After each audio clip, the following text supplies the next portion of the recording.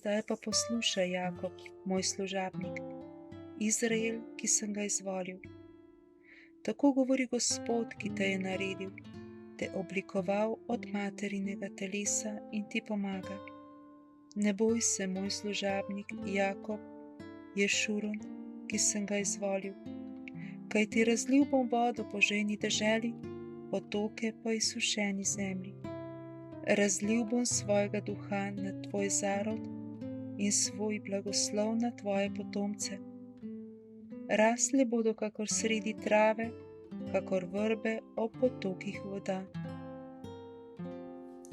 Pozdravljen. Sem Marija, žena, mami, delavka in voditeljica delavnic molitve in življenja. S tem odlomkom iz preroka Izaija me je Gospod pred leti v Medžugorju nagovoril. Razlil bom vodo po žejni deželi. Takrat je bila naša družina res ena velika, suha pustinja. Naši odnosi so bili kdaj celo zamrznjeni. Kmalu po tem romanju sem postala voditeljica delavnic molitve in življenja in kot voditeljica sem se obvezala vsak dan vsaj pol ure preživeti v molitvi z Gospodom.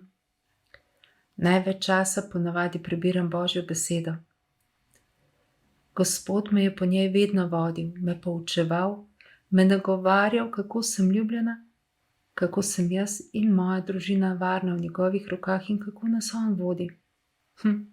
Ja, v težkih trenutkih, ko ni bilo po moje, se s tem nisem ravno strinjala in sem se Bogu stalno pritoževala, kako bi moralo biti. In se spominjam ene spovedi, ko mi je spovednik rekel, naj Božjo besedo vzamem zares. Ja, to mi je dalo močno zamisliti. Bogu sem se počasi nehala pritoževati, ampak bolj govoriti, kako se jaz počutim, kako dojemam, kaj se z menoj in z mojimi dogaja. In takrat je Božja beseda dobila nov pomen in danes mi daje trdnost in oporo. Predvsem pa sem začela spuščati iz rok in prepuščati Bogu, da on oblikuje našo družino, naše odnose, ker on najbolj pozna vsakega izmed nas.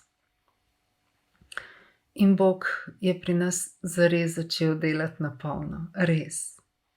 In kakor sem prej rekla, mi določene stvari v danem trenutku niso bile najbolj všeč, vendar ko pogledam nazaj in vidim, kaj je Bog v tako kratkem času, v teh nekaj letih naredil v naši družini, kako gradi odnose, vendar vedno toliko, kolikor vsak izmed nas zmore. In sedaj, ko gledam nazaj, lahko rečem samo, Bog, hvala ti, res, car si. In enostavno lahko samo hvaležno počivam in občudujem njegovo delo. Zato vsakemu tebi, ki to gledaš, privoščim ta odnos z Gospodom, da si vsak dan vzameš čas zanj in da mu daš priložnost, da on vodi tvoje življenje. Obenem pa da hvaležno občuduješ, kaj on dela. Ja, pa naj bo lep in blagoslovljen postni čas.